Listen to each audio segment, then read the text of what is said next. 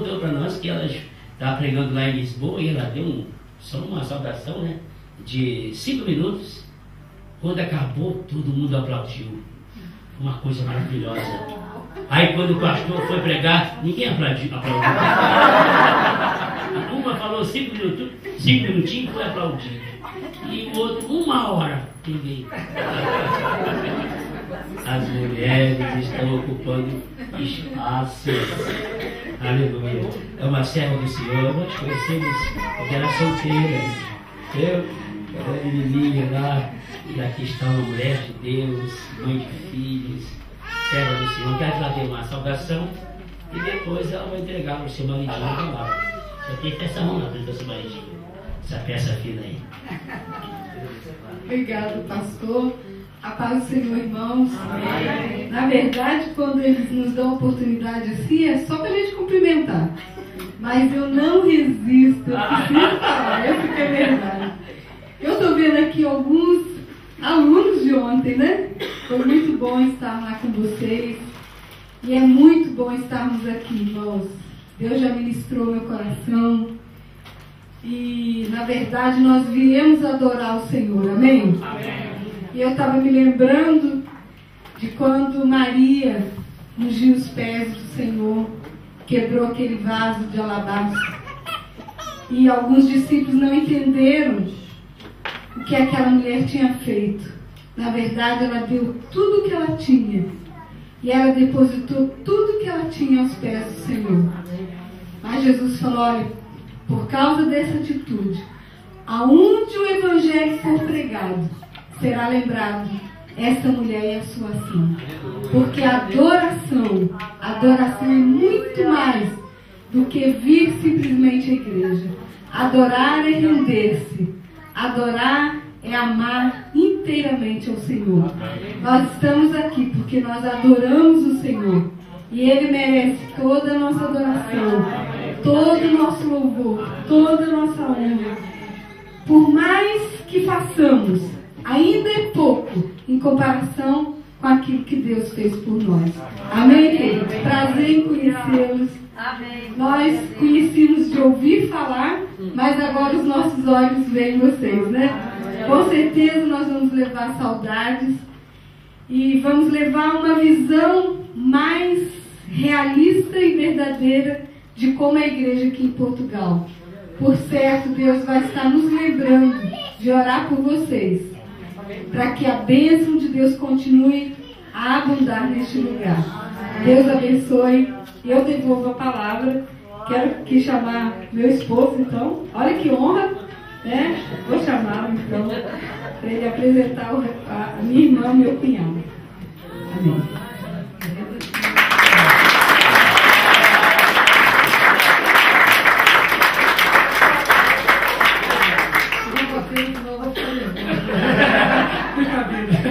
A paz do Senhor, irmãos. Que maravilha estar com vocês. É muito bom esse convívio, é muito bom essa amizade. Eu falei para os meus alunos lá hoje que eu vou voltar com uma nova impressão, uma impressão verdadeira de quem são os portugueses, que são gente muito boa e muito inteligente, né? Então eu estou muito feliz com o privilégio e a oportunidade que Deus me deu esse ano. Eu confesso para os irmãos que nós fizemos esta viagem assim como que de férias, e eu não podia imaginar que seria tão bom, não apenas a questão do passeio, mas também a comunhão com Deus, o convívio com os irmãos. Tem sido para mim muito bom. É verdade que eu falei ontem à tarde, à noite, hoje de manhã, e às vezes a voz que já não é muito boa fica mais cansada ainda, mas tudo isso é superado quando a gente está junto na presença do Senhor. Amém? E outro fato que me faz, né, que me faz muito alegre é a presença do meu cunhado, da minha cunhada. A Olguinha é a irmã mais velha do Mara, não parece, mas ela é mais velha que a Mara. Não, porque as duas são muito jovens, né? E o meu cunhado, Rodney, é uma pessoa maravilhosa, uma pessoa especial, e eles têm sido bênção na nossa vida. E quando falaram do interesse de estar na Europa e conhecer, logo me prontifiquei para estar juntos e mudei a época das minhas férias. Geralmente as minhas férias acontecem em janeiro. Eu joguei para outubro para poder estar com os irmãos aqui e tem sido para mim muito bom o convívio. O pastor Oséias, que é um amigo já de longa data, né? Bispo Simbaldo, fomos criados juntos lá em Petrópolis, a nossa cidade. Enfim, conhecer pessoas maravilhosas tem sido uma bênção. Eu vou sair daqui, vou voltar para o Brasil, muito grato ao Senhor por esses dias que Ele me deu aqui na Europa e especialmente aqui em Portugal. Que Deus possa continuar abençoando a vida dos irmãos, abençoando o trabalho aqui em Portugal. O pastor Márcio não está aqui conosco, mas também é uma pessoa que eu conheci, não há muito tempo, mas o pouco que conheci, nós fizemos uma amizade, uma pessoa maravilhosa, e os irmãos estão de parabéns, tá bom? Que Deus continue abençoando a vida dos irmãos e a igreja aqui em Portugal, para a glória do Senhor Jesus. Só tenho a agradecer tudo que os irmãos têm feito por mim, especialmente o pastor Oséias, o bispo Simbaldo, que temos recebido com tanto carinho, tem nos tratado tão bem que não dá nem vontade de ir embora. Mas visita é igual Lázaro, né? Passou de 4 dias, cheira mal. Né? A gente está consciente disso. E já deu 4 dias, né? Eu cheguei aquele dia. Amanhã começa a cheirar mal, eu vou fora. Antes que comece a cheirar mal. Vamos ler a palavra do Senhor? Vamos colocar em pé, vamos ler a palavra do Senhor.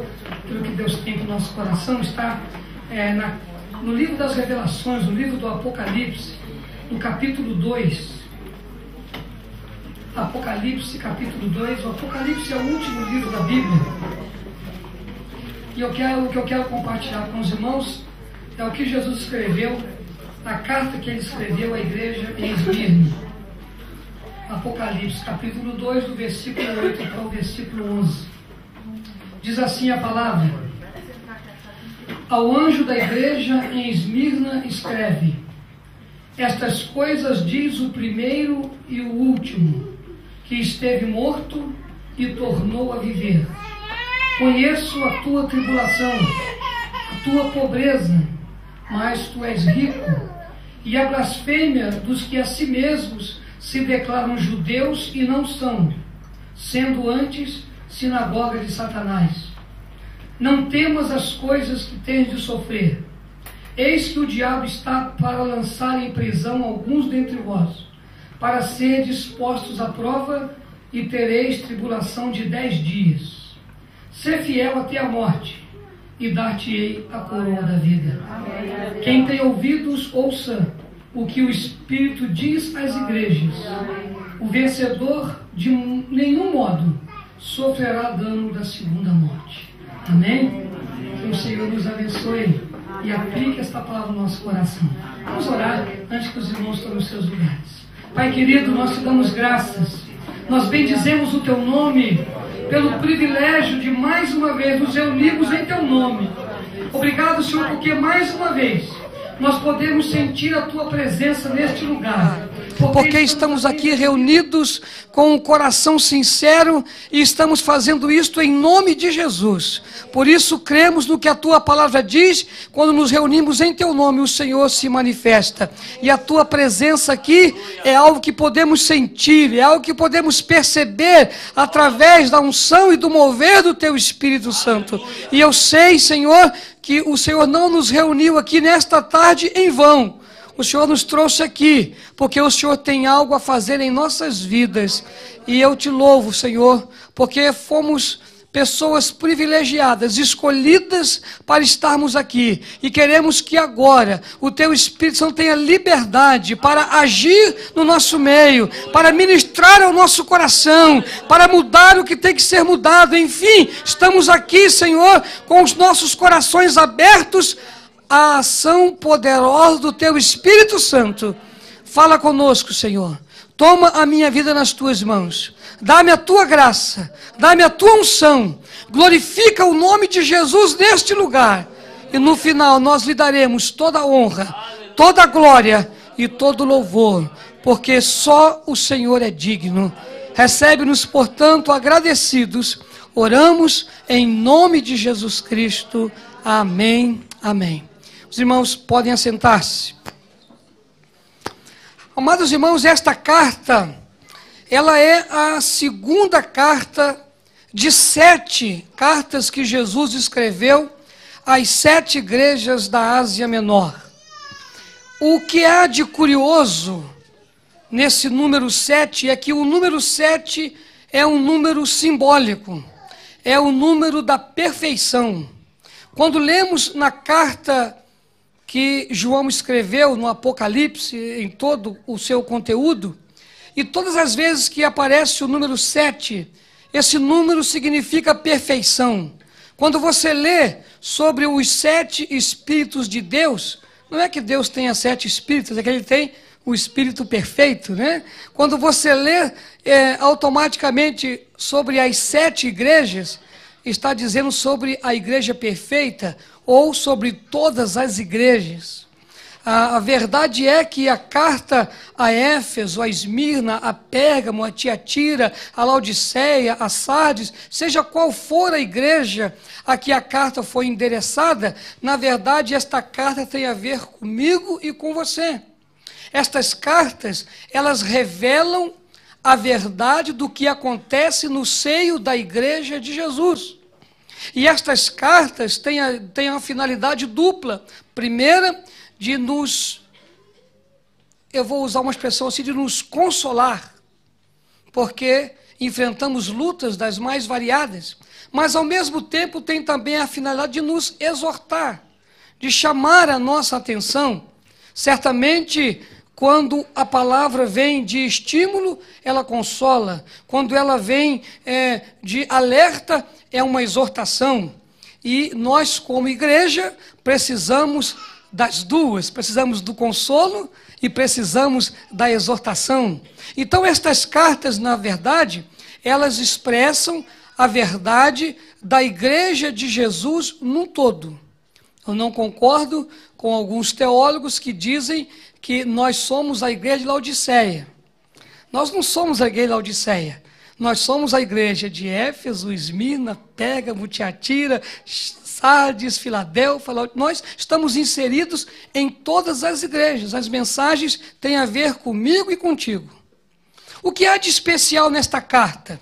Para a gente entender essa carta, nós temos que primeiro conhecer um pouco do contexto desta cidade, do que os nossos irmãos estavam enfrentando em Esmirna. Esmirna é hoje uma cidade chamada Izmir, que está na Turquia. É uma cidade que tem quase 4 milhões de habitantes. É a 3ª maior cidade da Turquia. Mas na época de João, Esmirna era uma colônia grega, fundada pelos gregos. Uma colônia fundada há mais ou menos 1000 anos antes de Cristo, que foi totalmente destruída e reconstruída no ano 600 por Alexandre o Grande. Como era a vida em Esmirna? Bom, economicamente Esmirna era uma cidade muito rica. Rica porque havia um vale em Esmirna chamado Vale de Hermos. Um vale que fazia uma excelente produção de madeira, de frutas, um vale muito famoso. E em Esmirna havia um porto, por ser uma cidade litorânea, por onde escoava toda a produção do Vale de Hermos. Então Esmirna era uma cidade economicamente rica. Culturalmente era uma cidade que se destacava, porque era a cidade que exportava obras de arte e exportava também música.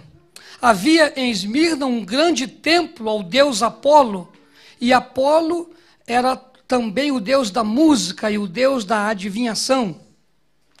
Religiosamente, Esmirna era uma cidade muito idólatra, muito pagã. Sendo uma colônia de gregos, os irmãos sabem que os gregos tinham deuses para tudo. Então, em Esmirna havia muitos templos a Afrodite, a Zeus e a tantos outros deuses, mas destacava-se um grande templo ao deus Apolo, o deus da adivinhação e o Deus da música. Como surgiu a igreja cristã em Esmirna? Não sabemos ao certo, mas a maioria concorda que quando Paulo estava preso em Éfeso, que era uma cidade que ficava a apenas 55 quilômetros de Esmirna, quando Paulo estava preso em Éfeso, seus discípulos vinham para visitá-lo, e Paulo então pediu que eles fossem a Esmirna, dada o valor daquela cidade, e lá os discípulos de Paulo fizeram uma investida missionária e surgiu então a igreja em Esmirna. Uma igreja que foi pastoreada por grandes pastores. Destacamos o próprio apóstolo João, destacamos o grande bispo chamado Policarpo. Enfim, Esmirna se tornou uma igreja tão forte, uma igreja tão impressionante, que das 7 igrejas, ela é a única igreja que não recebe de Jesus nenhum tipo de exortação. Nenhuma vez, e eu li toda a carta que foi escrita a Esmirna, o Senhor fala assim: tenho, porém, contra ti. O Senhor não tinha contra Esmirna absolutamente nada. No entanto, das 7 igrejas, Esmirna foi a igreja que mais sofreu. Ler a história de Esmirna dá dor no coração. Um dos maiores martírios da história aconteceu em Esmirna, que daqui a pouco os irmãos vão ouvir na íntegra como aconteceu isso. A igreja estava vivendo um momento difícil. O imperador Domiciano levantou uma perseguição contra a igreja, uma perseguição violentíssima, porque Esmirna, politicamente, era das 7 a cidade mais fiel ao imperador, a mais dedicada a Domiciano, que era o imperador romano daquela época. E agora a igreja está sendo perseguida, a igreja está sofrendo, e João está preso na ilha de Patmos, e Deus então, Jesus Cristo aparece para ele e manda que ele escreva esta carta que é endereçada à igreja de Esmirna. Então João pega lá a sua pena, sua caneta, não sei o quê, e começa a escrever a carta que Jesus tinha para aquela igreja. E essa carta começa assim: ao anjo da igreja em Esmirna escreve. Primeira coisa, quem era o anjo da igreja? Na verdade, há uma corrente teológica que diz que o anjo da igreja era um ser celestial, um querubim poderoso, que vivia para proteger a igreja. Mas há uma outra corrente, da qual eu faço parte, e também a nossa igreja, que crê que o anjo da igreja é uma referência ao pastor da igreja, ao líder espiritual da igreja. Então, literalmente, esta carta é enviada ao bispo Policarpo, ao líder maior da igreja em Esmirna. E é interessante esta carta, porque normalmente o remetente da carta só se identifica no final, não é? Você escreve a carta e no final você diz quem está escrevendo, mas Jesus faz o contrário. Ele já começa a carta dizendo quem está escrevendo. E ele começa a carta assim: estas coisas diz o primeiro e o último, o que esteve morto e tornou a viver. Agora a pergunta é: por que Jesus se identifica no início da carta? E a resposta é: tendo em vista o que aquela igreja enfrentava, tendo em vista a perseguição de Domiciano, tendo em vista as mortes e martírios que aconteciam na igreja, Jesus começa assim: olha, quem está escrevendo esta carta é aquele que é o primeiro e o último, aquele que existia antes de tudo e de todos e que continuará existindo depois de tudo e todos. Jesus se identifica como Deus, porque primeiro e último é um título dado a Deus no Antigo Testamento pelo profeta Isaías. E Jesus disse assim: olha, quem está escrevendo é maior do que Domiciano, quem está escrevendo é muito mais do que César, é aquele que é o primeiro e o último, e diz: olha, aquele que esteve morto, aquele que experimentou a morte de forma transitória. Esteve morto, mas ele se identifica assim, mas tornou a viver. Aleluia.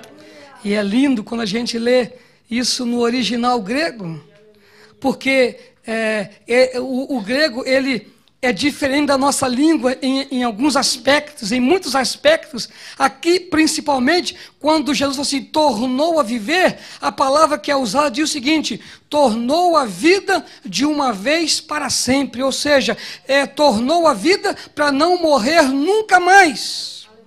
Num contexto em que a igreja está sofrendo ameaças, num contexto em que a igreja está perdendo seus líderes através do martírio, quem está escrevendo já experimentou a morte, mas já venceu a morte. E porque ele venceu a morte, nós também vamos vencê-la. Aleluia. Então Jesus começa no conteúdo da carta a dizer que ele conhecia 3 coisas daquela igreja. Primeiro, fala assim: eu conheço a tua tribulação, eu conheço a tua luta, eu conheço a tua angústia. Que coisa boa é servir a um Deus que conhece a nossa dor. Que coisa boa é servir um Deus que sabe o que nós estamos passando. Mesmo que a gente não diga para ninguém, Ele sabe. E o melhor ainda, Ele sabe, mas Ele sabe de experiência própria. Porque o que nós passamos, Jesus passou também. Ele não é um Deus alienado de nós. Ele não é um Deus distante. Ele é um Deus que chora. Ele é um Deus que sente. Ele é um Deus que passou pelas mesmas angústias que nós passamos. A palavra que é usada aqui para tribulação é a mesma usada no triturar das azeitonas, da prensa de azeitona. É a mesma usada no jardim do Getsemane, quando Jesus é esmagado, quando Jesus é prensado como uma azeitona. E quando nós somos prensados, sai de nós o que nós temos de melhor. Às vezes nós não entendemos isso, mas as tribulações arrancam de nós o que nós temos de melhor. Um grande homem do século XX, um grande filósofo, um grande teólogo chamado Victor Frankl, escreveu um livro, e ele nasceu num campo de concentração. Ele escreveu que nós somos melhores quando nós sofremos. E Jesus fala assim: eu conheço a tua luta, eu conheço a tua tribulação, eu sei o que você está passando. É bom servir a um Deus assim, que nos conhece nos mínimos detalhes, que passou pelo que nós passamos. Ainda que alguém possa pensar: mas pastor, mas Jesus não conhece a dor do pecado. Eu vou dizer para você, a dor do pecado ele conhece. Ele não conhece o pecado, mas a dor ele conhece. Porque a Bíblia diz que ele levou sobre si os nossos pecados. E a dor foi tão intensa que ele exclamou assim: Deus meu, por que me desamparaste? E ainda existem pessoas que são capazes de pensar que Deus desamparou Jesus na cruz do Calvário. Mas não é verdade isso. Deus não desampara ninguém. O que a Bíblia diz é que aquele que vem a mim, diz o Senhor, de maneira nenhuma eu lançarei fora. Mas essa mesma Bíblia diz que os nossos pecados fazem separação entre nós e o nosso Deus. E quando Jesus levou sobre si os nossos pecados, houve uma separação, porque Deus não tolera, não comunga, não aceita o pecado. Então aquele abandono que Jesus sente, não é que o Pai lhe virou as costas, mas é porque ele sentiu a dor do meu e do seu pecado. Primeiro conhecimento que Jesus diz daquela igreja é muito lindo: eu conheço a tua tribulação, eu sei o que vocês estão passando. Segundo conhecimento: eu conheço a tua pobreza. Interessante isso, porque parece que há um contraste, um paradoxo no que eu disse no início do que eu estou dizendo agora. Porque eu disse no início que Esmirna era uma igreja, era uma cidade rica, porque havia lá um vale famoso chamado Vale de Hermos. Agora eu digo assim, o Senhor fala assim: eu conheço a tua pobreza. Como é que pode isso, pastor? Eu vou explicar. Sabe o que Domiciano fez com os crentes de Esmirna? mandou que os soldados romanos entrassem e confiscassem todos os bens dos crentes. Sabe lá o que é isso? Um dia você está na sua casa e chegam soldados e arrancam e tomam tudo que você tem. E como se não bastasse, a história diz que Domiciano proibiu que qualquer pessoa empregasse um crente. Os crentes de Esmirna viviam assim, sem nada dentro de casa e sem ninguém que lhe desse emprego. Olha, os irmãos, imaginem viver sem nada dentro de casa e sem nenhum emprego. O que aconteceria conosco? Pobreza. E diz o texto bíblico que essa pobreza era a pior de todas elas. Porque no original grego existem duas palavras para pobreza. Existe a palavra peniá e a palavra pitógia. Peniá quer dizer, eu sou pobre porque não tenho tudo que eu gostaria de ter. E tem muita gente pobre assim, inclusive esse que vos fala.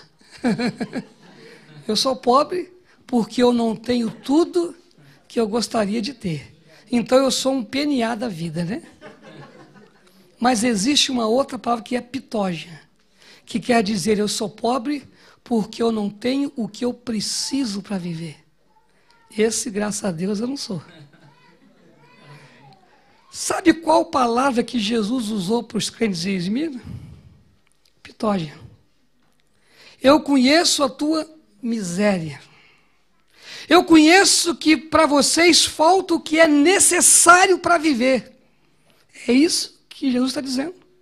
Porque aqueles crentes não tinham trabalho, não tinham nada em casa e viviam na miséria. Mas, pasme os irmãos, que apesar disso, não há registro na história de crentes de Esmirna que morreram de fome. Não há registro. Como pode isso, pastor? Como pode isso? Eu não sei explicar, a não ser lembrar os irmãos o que o salmista falou no Salmo 23. O Senhor é o meu pastor, nada me faltará. O Senhor cuida de quem é dele. E a promessa que Jesus faz no Salmo 23 é de dar comida, é de dar alimento e de dar proteção. Por isso não tem registro na história de crentes de Esmirna que morreram de fome, porque o pastor verdadeiro cuidava daquela igreja. Que coisa boa é servirmos a um Deus que nos dá o que nós precisamos. É triste quando encontramos alguém que não se contenta com o que é necessário e quer que Deus realize os seus caprichos, quer que Deus lhe dê tudo que ele sonha e deseja.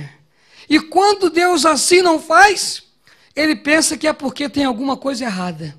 Eu fico pensando aqueles crentes, esses crentes modernos que defendem a teologia da prosperidade, como que eles explicariam esse texto? Porque é um grupo de crentes hoje que diz que crente mesmo tem que comer do bom e do melhor. Crente mesmo tem que andar no carro do ano. Crente mesmo come picanha todo dia. Eu não sei o que eles fariam para explicar esse texto. E não sei o que eles fariam para explicar o que aconteceu com os discípulos de Jesus e com o próprio Jesus e a vida que levaram. Porque a riqueza não está no que eu tenho. A riqueza não está no que eu sou. A riqueza está no que Deus é da minha vida. Por isso, quando Jesus conversa com aquela igreja, ele fala assim, eu conheço a tua pobreza. Mas aí, Jesus fala uma coisa linda. Olha o que Jesus fala. Mas tu és rico. Aleluia. Eu conheço a tua pobreza, mas para mim você é rico. A avaliação que Jesus faz é diferente da nossa. Eram crentes que não tinham nada, que não tinham o que comer, que eram pitógias, que eram miseráveis. Mas Deus fala assim, mas para mim vocês são ricos. Eu fiquei pensando, mas Senhor, como é que pode isso? Que contraste é esse? É porque na avaliação de Deus, a riqueza é o que nós somos aqui dentro do nosso coração. é o nosso amor, é a nossa bondade, é o nosso carinho. E se há uma coisa que essa igreja tinha, era bondade, era carinho, era amor, porque a única explicação que eu encontro para não ter registro de crentes morrendo de fome em Esmirna é que eles dividiam o que tinham. Eles iam de alguma forma, Deus multiplicava, porque quando você divide o que você tem, Deus multiplica. Não tem outra explicação. E esse ato é um ato de amor. Esse ato é um ato de bondade. E a riqueza para Deus não é o que eu tenho. A riqueza para Deus é o que eu sou nas mãos dEle. Amém. Aí eu entendo o que Salomão escreveu em Provérbios, quando ele falou assim: há quem se diga rico sendo pobre, e quem se diga pobre tendo grande riqueza. E quando eu li isso aqui, eu fiquei pensando, né? Que avaliação Jesus faria da minha vida, se eu sou rico ou se eu sou pobre. Onde está o meu coração? Em Deus ou nas coisas que eu tenho? Que avaliação Deus faria da sua vida? Muitas pessoas não entendem por que Deus estabeleceu o princípio dos dízimos. Se Deus é rico e não precisa de nada, é porque o princípio do dízimo diz quem nós somos de verdade, se nós somos mesquinhos, egoístas ou não. Deus não precisa dos meus 10%, mas é a única maneira que eu tenho para mostrar para Ele que eu amo e confio no seu cuidado da minha vida. Por isso Deus estabeleceu isso, só para isso, para saber onde está o nosso coração, onde está a nossa riqueza. E Deus fala assim: eu conheço a tua pobreza, mas para mim você é rico.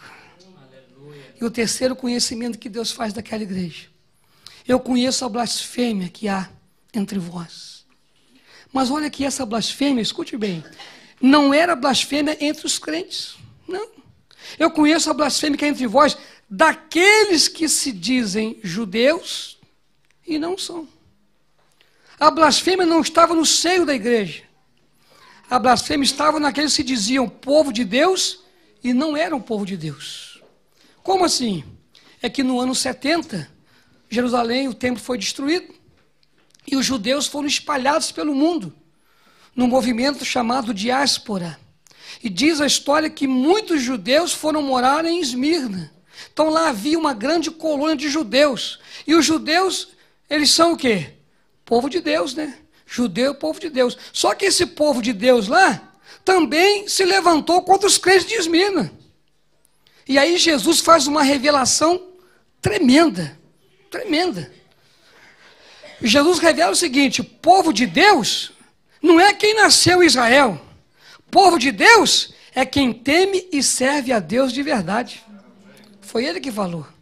Ele falou assim, ó, daqueles que se dizem judeus e não são.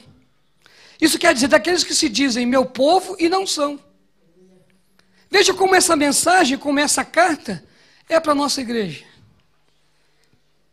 Quem é que não sabe que estamos vivendo dias difíceis? De gente dizendo que é e não é coisa nenhuma. Não é verdade? Existem momentos que a gente fica assustado, porque aparecem pessoas dizendo que são, mas o fruto diz que não é, a vida diz que não é, e é capaz de ir para a televisão e dizer: agora eu sou de Jesus, e agora eu canto o pipiripipi de Jesus, sei lá o quê, e continua andando sem roupa, e continua fazendo tudo o que fazia antes, mas diz: agora eu sou de Jesus. Aí eu olho assim e falo: é de Jesus coisa nenhuma, porque quem é de Jesus, a vida é transformada. Mas há muita gente que diz que é e não é coisa nenhuma. E Jesus disse para aquela igreja: olha, eu sei o que está acontecendo, eu sei da blasfêmia, mas povo meu não é judeu, é quem obedece e serve ao Senhor. Aí que depois que Jesus mostra o conhecimento que ele tem da igreja, aí ele faz uma previsão para a igreja. Não tenham medo. A igreja deve respirar assim, que coisa boa. Não tenham medo. Eis que o diabo está para lançar alguns de vós na prisão. E tereis uma tribulação de 10 dias. Olha, irmão, se é uma coisa difícil é ser crente em Esmirna, né? Pensa bem comigo. Você está em casa, tira tudo que você tem. Você vai procurar emprego, ninguém te dá emprego. Aí você recebe uma carta de Jesus, um Deus maravilhoso, que é o primeiro, o último, que sabe tudo. Assim, fica tranquilo que vocês vão ser lançados na prisão, porque o diabo vai pegar vocês ainda. A vontade que dá qual é? Jogar a toalha. Ah, chega. Não aguento. Eu sei de crentes que desistiram por muito menos do que isso. Mas essa igreja aqui não. Aleluia. Essa igreja aqui ouve o seguinte de Deus: olha, não temos o que tem de sofrer. Ser fiel até a morte. Eu vou dar a vocês a coroa da vida. Era uma igreja que amava Deus. Que iria passar por uma experiência muito difícil. Porque, irmãos, as prisões em Esmirna eram as piores que vocês podem imaginar. As prisões em Esmirna eram nas antessalas dos sepulcros, dentro do cemitério. Um lugar terrível. Eu disse aos irmãos que não há registro na história de crentes que morreram de fome, mas há registro na história de crentes que morreram de peste na cadeia em Esmirna. Venceram a fome, mas não venceram aquele ambiente contaminado. Muitos crentes morreram na prisão, contaminado pelo ambiente terrível que eram aquelas cadeias. Talvez a única coisa que trazia consolo àqueles crentes era saber que a tribulação e a prisão tinham um tempo determinado. 10 dias não quer dizer literalmente 10 dias, mas quer dizer o seguinte: olha, vocês vão ser lá na prisão, mas essa provação, ela tem um tempo determinado. Aí sabe o que eu aprendi para a minha vida e compartilho com os irmãos hoje? Toda tribulação tem um tempo determinado. Aleluia. Aleluia. Porque se não fosse assim, nós não aguentaríamos. A luta que você está passando, meu irmão, minha irmã, tem um tempo determinado. A nossa angústia tem um tempo determinado. Se o diabo está a lançar alguém na prisão, tem um tempo determinado. Tudo que acontece conosco tem um tempo determinado. E o que nós temos que fazer é sermos fiéis até a morte. Se há um avivamento que eu espero em Deus e busco de Deus, é um avivamento de fidelidade ao Senhor. Dizer: Senhor, venha o que vier, haja o que houver, eu não vou te abandonar, eu não vou. E eu penso que aqueles crentes se fortaleciam dizendo: olha, não desanima não. Os 10 dias vão passar, vai acontecer, Deus virá, não desanima não. Ser fiel até a morte. Porque, irmãos, não adianta ser fiel até quase a morte. Não ser um bom crente durante 30 anos, ou 50 anos e depois apostatar da fé. Não adianta ser um bom marido 25 anos e no 26º largar a esposa. Não adianta sermos bons crentes durante um tempo. Nós temos que ser até a morte. Já ia até que a morte nos separe, mas é até a morte. O Senhor espera de mim e de você fidelidade. Quando o pastor Oséias estava me apresentando aqui e falou de quem eu era filho, a Mara falou para mim assim: essa é a maior referência sua. E como eu louvo a Deus. E como eu louvo a Deus pelo meu pai, que foi um pastor que viveu e pastoreou mais de 50 anos. E eu nunca ouvi conversa fiada com o nome do meu pai. Nunca ouvi falar nada que ele tivesse olhado para o lado ou que tivesse feito alguma coisa que pudesse colocar em dúvida o seu caráter. Eu posso dizer sem medo de errar: meu pai foi fiel até a morte. E porque ele foi fiel até a morte, com certeza ele vai receber a coroa da vida. Com certeza. Havia no Novo Testamento 4 coroas: coroa de glória, coroa de júbilo, coroa da justiça e coroa da vida. A coroa de glória era colocada na cabeça dos reis que venciam as batalhas. A coroa de júbilo era colocada na cabeça dos nobres nos banquetes. A coroa da justiça era colocada na cabeça dos magistrados que se aposentavam com idoneidade. E a coroa da vida era colocada na cabeça dos maratonistas, que conseguiam vencer o percurso da maratona e chegar no estádio. Aí sabe o que eu descobri?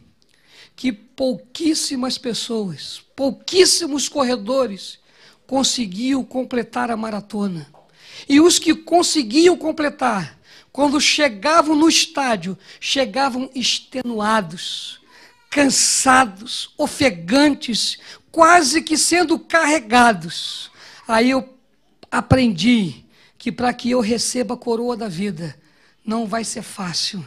Eu vou pagar um preço muito caro. Eu vou lutar muito, eu vou ficar extenuado, Mas quando o corredor chegava no estádio, que a coroa da vida era colocada na cabeça dele, o estádio ficava em pé e todos aplaudiam. E ele era coroado com a maior de todas as coroas daquela época. Sabe o que Jesus falou? Ser fiel até a morte e eu vou te dar a coroa da vida. Continue lutando, continue, meu irmão, ainda que a luta seja grande, continue lutando. Aí Jesus fala assim: eu tenho uma outra bênção para você.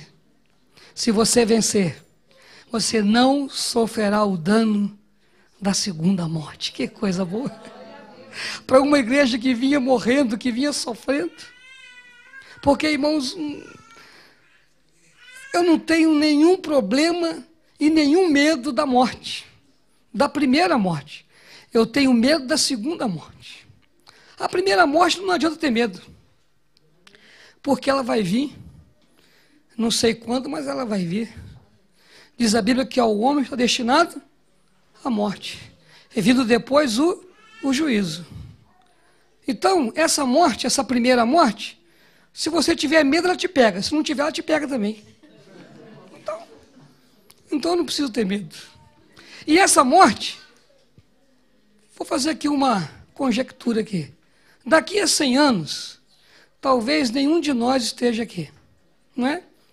Quando muito aquele nenenzinho ali, mas nem o nenenzinho vai estar com 100 e tantos anos, é difícil, né? A Bíblia diz que a duração da nossa vida é de 70 a 80. O que passar disso é canseira e enfado. Por exemplo, eu sei o dia que eu vou morrer. Quando eu fizer 79 anos, 11 meses e 29 dias. Quer dizer, não sei, eu peço para Deus fazer isso comigo. Me dê 79 anos, 11 meses e 29 dias. Ou ainda dei 2 dias de quebra para o Senhor, viu? Podia ser com 31, né? Porque eu não quero viver cansado nem enfadado. Quero viver bem. Se depois de 80 é isso... Olha, irmão, se tem alguém com mais aqui, me perdoa, pode viver, não tem problema não. Fica firme na rocha. Estou falando eu, né? Não você. A verdade é que essa morte não me preocupa em nada. Mas a segunda morte me preocupa. A segunda morte é o afastamento total de Deus. A segunda morte não é uma aniquilação da alma. Não. A segunda morte, segundo a Bíblia, é um tormento eterno no lago de fogo com o diabo e os seus anjos. E essa segunda morte, eu não quero não. Essa segunda morte, eu vou fazer o que eu puder para evitá-la. E Jesus me ensina o que fazer para evitá-la. Ser fiel até a morte. Vença, porque você não vai sofrer o dano da segunda morte.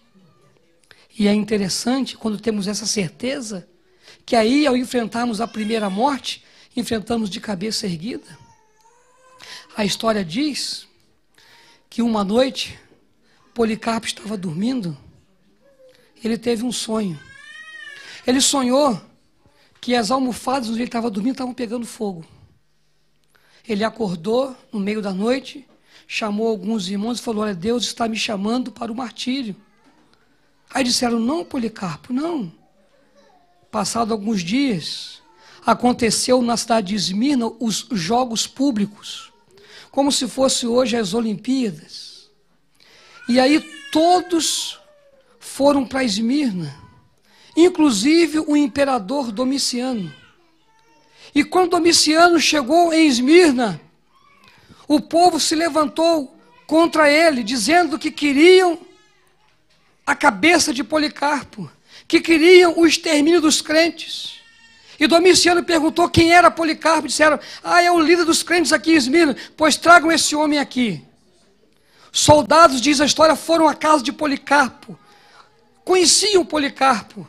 Era um homem de Deus. E disseram: Policarpo, Domiciano está aí. Por favor, negue a Deus. Adore, se curve diante do imperador, para que você viva. Disse Policarpo aos soldados: podem me levar, porque Deus já me preparou para este dia. A história diz que Policarpo foi levado para a prisão. E no dia da abertura dos Jogos Públicos de Esmirna, a arena completamente lotada, o imperador Domiciano, sentado na tribuna, manda que Policarpo seja chamado. O procônsul vai até a prisão e traz Policarpo. Manda que ele venha. Diz a história, como quando Policarpo adentrou na arena, ele ouviu uma voz dizendo: ser fiel até a morte. Ser fiel até a morte. Policarpo entrou naquela arena e o procônsul falou: você vai ter a sua última oportunidade. Se você negar o teu Deus e se curvar diante do imperador Domiciano, nenhuma acusação haverá contra ti. Ao que Policarpo diz: eu sirvo a Deus há 86 anos. Ele nunca me negou. Eu jamais vou negar o meu Deus. Nessa hora, o procônsul ficou irado e falou: queimem este homem vivo. Logo no meio da arena, uma fogueira foi formada. Quando vieram para amarrar Policarpo, disse: não precisa me amarrar. O Deus que eu sirvo me dará forças para enfrentar o fogo. E ele pede para fazer uma oração. E os soldados concordam. E Policarpo faz uma oração. E como eu não quero falar com as minhas palavras, eu vou ler exatamente o que Policarpo orou. E Policarpo orou assim: Senhor, meu Deus, eu te agradeço pelo privilégio de sofrer por ti. Te agradeço o privilégio de ser contado como mártir da história. Te agradeço pela ressurreição de Jesus Cristo, porque eu sei que também vou ressuscitar. Te agradeço pela vida eterna. Agora, ó meu Deus, me recebe na tua glória como sacrifício vivo. Quando Policarpo acabou de orar, no estádio alguns já estavam chorando. Quando o fogo foi ateado, diz a história, para qualquer pessoa que quiser ler, o fogo não chegava em Policarpo. Entre Policarpo e o fogo, Deus fez uma barreira. Aleluia. E diz a história que a arena, vendo aquilo, eles ficaram em pé e começaram a aplaudir, a dizer: eu quero servir ao Deus de Policarpo. Eu quero servir ao Deus de Policarpo. Nessa hora, os soldados ficam furiosos, pegam a espada e abrem Policarpo no meio.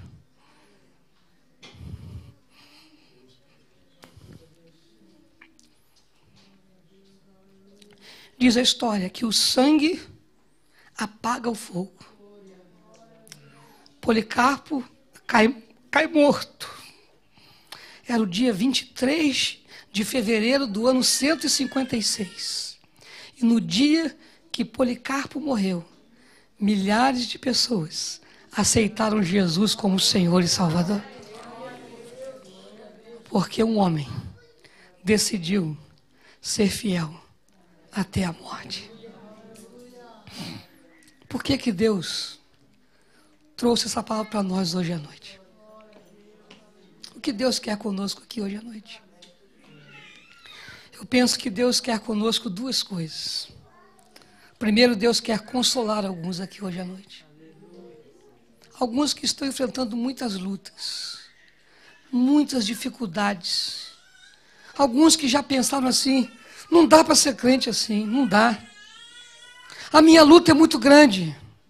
Parece que Deus não está agindo em meu favor, não dá para ser crente assim, eu vou desistir.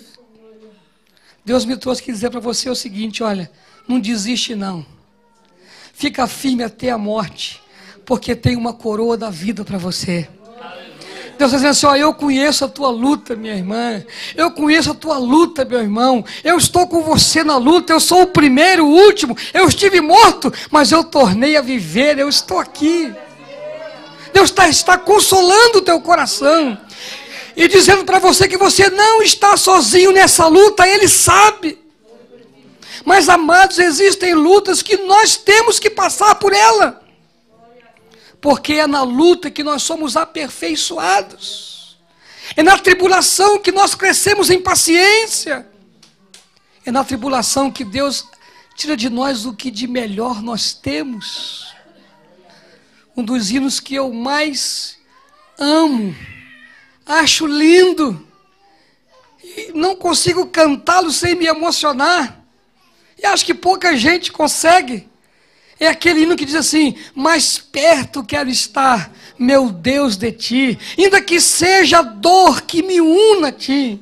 O hino é lindo, mas o contexto em que ele foi escrito é mais lindo ainda. De um homem de Deus que perde a sua família toda.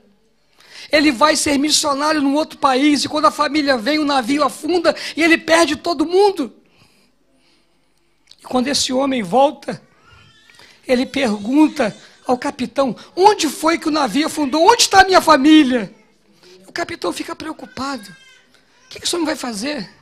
E quando chega no local, ele fala, olha, foi aqui que sua família ficou, é aqui. E ele se ajoelha no navio, e ele escreve esse hino. Mais perto quero estar, meu Deus, de ti, ainda que seja a dor que me una a ti, sempre hei de proclamar, mais perto quero estar, mais perto quero estar, meu Deus, de ti. E é uma letra rica, porque o melhor de nós sai na hora da tribulação. Os melhores hinos foram escritos na dor, não é assim? Foi Salomão que escreveu que as canções da noite, o valor que tem as canções da noite. Deus conhece a tua tribulação, Deus conhece a tua angústia, e Ele quer consolar você hoje à noite. Segunda coisa que Deus quer fazer aqui é dar a nós o privilégio de tomar uma decisão. Eu vou tomar uma decisão hoje, pastor. Eu não sei o que vai acontecer amanhã, nem depois de amanhã, mas eu estou decidido a jamais abandonar o meu Jesus. Os irmãos sabem que isso é uma decisão que tem que ser tomada. Porque quando você toma essa decisão, não importa o que aconteça, não importa. Eu não posso servir a Deus condicionado a nada. Porque o que eu precisava Ele já me deu, que é a minha salvação. Agora, só me resta servir a Deus e dar a minha vida para Ele. O que vier depois disso é lucro, é bênção. Mas infelizmente muitas pessoas dizem, Senhor, eu vou te servir se, eu vou te servir se. Aprenderam com Jacó. Se eu for em paz, se eu voltar, se eu, Deus não é assim. Deus quer que a gente se entregue a Ele, Senhor, eu não sei o que vai acontecer amanhã nem depois de amanhã, mas eu sei de uma coisa, eu jamais vou abandonar a minha fé, eu jamais vou te deixar, eu já me decidi, eu vou ser fiel a Deus até o final da minha vida. Quando a gente toma essa decisão, o Senhor nos ajuda, porque são decisões que tomamos, nós precisamos dEle para nos ajudar. E eu me lembro, e vou terminar já, me lembro o dia que eu preguei essa mensagem em nossa igreja. Foi no dia 4 de maio de 2008. Foi num domingo pela manhã, um dia de ceia. E eu terminei essa mensagem, nós tivemos a ceia. E uma irmã fez questão de vir depois do culto falar comigo. E ela pegou um pedaço de papel, assim, e falou assim, pastor, pega esse papel, põe no bolso e lê em casa. Aí eu guardei o papel, fui para casa. Quando chegou em casa, eu peguei o papel e eu abri. E estava escrito assim: pastor, hoje seria o meu último dia na igreja. Eu falei assim para Deus: olha, o senhor não me ama, o senhor não me quer.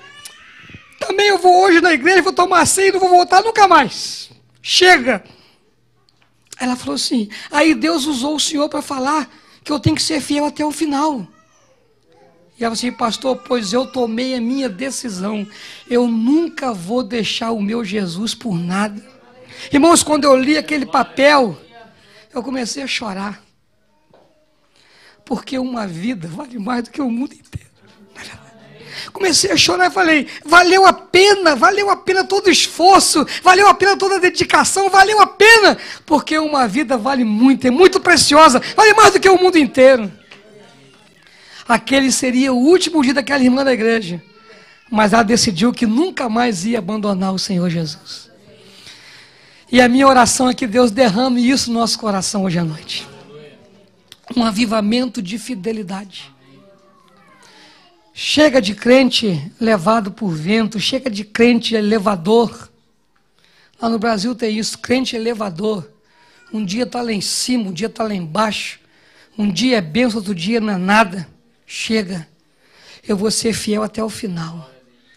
Eu sei que tentações virão, mas sei também que nenhuma tentação será além do que eu posso suportar.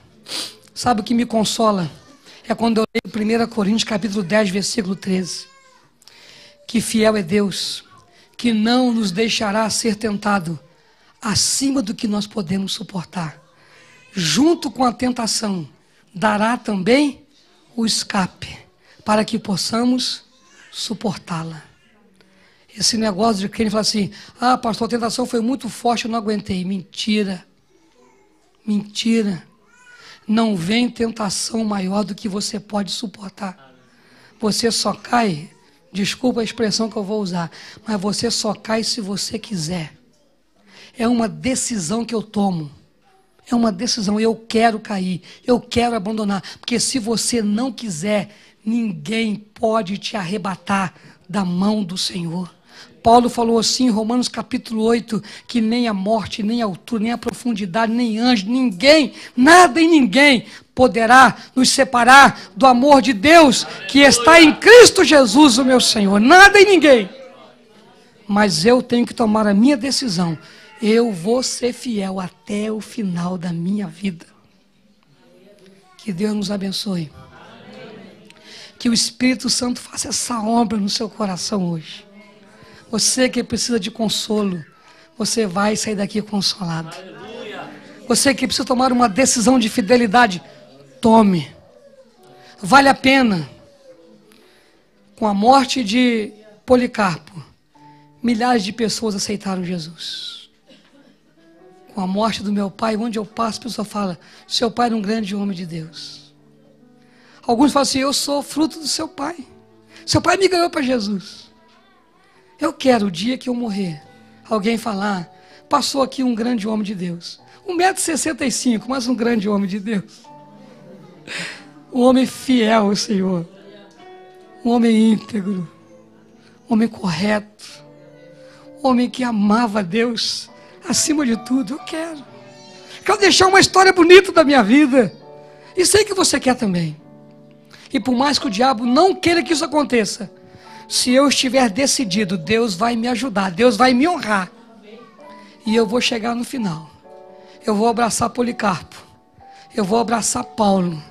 Eu vou abraçar meu pai. Eu vou abraçar os grandes homens de Deus. E vou dizer: valeu a pena ser fiel. Vale a pena ser fiel ao Senhor. Que Deus te abençoe. Coloque-se em pé, em nome de Jesus. Deus falou o seu coração. Você precisa de consolo, porque a luta é grande. Coloque a mão no seu coração. Quero orar por você. Senhor Deus, algumas pessoas aqui nesta noite vieram a este culto para te adorar, mas passando por muita luta, passando por muita angústia, Senhor. Eu sei que o Senhor sabe, porque o Senhor é um Deus onisciente. Eu sei que o Senhor conhece tudo. E eu sei que o Senhor reservou este dia para consolar esses irmãos queridos, que passando por dificuldades, provações, chegavam até a pensar, quem sabe, Deus não me ama, Deus não me responde, Deus não está nem aí para mim. Quem sabe vieram aqui nesta tarde, pensando no coração, será que vale a pena servir ao Senhor? Será que vale a pena ser crente? Será que vale a pena ir até o final? E o Senhor, que nos ama tanto, vem dizer para elas e para nós aqui: sim, vale a pena. Há uma vida eterna te esperando, há uma vida vitoriosa te esperando, há uma vida que vale a pena ser vivida. E eu quero pedir, ó Deus, em nome de Jesus, que o Teu Espírito Santo venha consolar esses corações agora, que o Senhor venha agir nessa situação. Toda situação, toda tribulação tem um tempo determinado. Senhor, dê um basta hoje a essa angústia, dê um basta hoje a essa luta, Senhor. Se é este o momento, apenas dê uma palavra, apenas dê uma palavra, Senhor, e a vitória virá sobre os Teus filhos. Mas ainda que não seja hoje, que ao sairmos daqui, saiamos com o nosso coração alegre, aliviado, sabendo que estamos diante de um Deus que é poderoso, que conhece tudo e que vai agir na hora certa. Obrigado por estas vidas, ó Pai. Consola esses corações agora em nome de Jesus Cristo. Eu faço, Senhor, eu peço a Ti em nome de Jesus. Eu creio que o Teu Espírito Santo está aqui hoje à noite, consolando, mudando para a glória do Teu nome. Amém. Quero fazer só mais uma oração por aqueles que estão decididos. Eu vou ser fiel ao Senhor até o final da minha vida. Você está decidido a tomar essa posição diante de Deus. Talvez você tenha que mudar algumas atitudes, não sei. Mas você está decidido a ir até o final. Não sei o que vai acontecer amanhã. Não sei se o governo vai mudar, se haverá perseguição. Não sei se eu vou ter emprego, se eu não vou. Mas haja o que houver, venha o que vier, eu não vou abandonar o meu mestre. Você quer tomar essa decisão junto comigo? Se você quer, põe a mão no seu coração também. Senhor Deus, Pai querido, olha para nós agora. Contempla o nosso coração.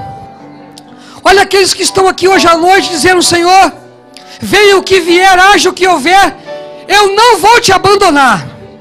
Eu jamais vou negar o Teu nome. Sejam quais forem as circunstâncias, eu sou Teu. A minha vida pertence a Ti. O Senhor me tirou do lamaçal do pecado, escreveu o meu nome no livro da vida, e eu quero viver a eternidade contigo. E eu estou decidido, Senhor, a me empenhar com toda a minha força, com toda a minha vontade, para dizer não a todas as artimanhas malignas, a todos os pratos que Ele colocar diante de mim. Eu estou disposto a dizer não, porque eu quero ser fiel até o final da minha vida. Mas eu sei o quanto eu preciso de Ti. Eu sei o quanto eu preciso do Teu Espírito Santo, para que Ele traga à minha mente esta mensagem, para que Ele traga à minha mente esta decisão que eu estou tomando. E todas as vezes que a minha carne tender para a desobediência, traga essa palavra ao meu coração. Traga esse momento à minha mente, Senhor, para que eu possa mudar a minha atitude e permanecer firme até o final da minha vida. Obrigado por esta igreja maravilhosa. Obrigado por este povo que Te ama de verdade e está decidido a permanecer fiel a Ti até o final. Recebe agora o nosso louvor, recebe a nossa adoração, recebe o nosso júbilo e a declaração de que nós Te amamos e que vale a pena Te servir. Nós oramos agradecidos pelo privilégio de sermos Teus filhos. Agradecemos-Te pela vida de Policarpo, por este grande homem de Deus, que nos ensinou que vale a pena viver na tua presença e ser fiel até o final. Nós oramos, agradecidos, em nome de Jesus Cristo. Amém. Amém. Que Deus te abençoe. Diga assim para o seu irmão: ser fiel até a morte, e você receberá a coroa da vida. Amém. Dê um aplauso bem gostoso ao Senhor Jesus.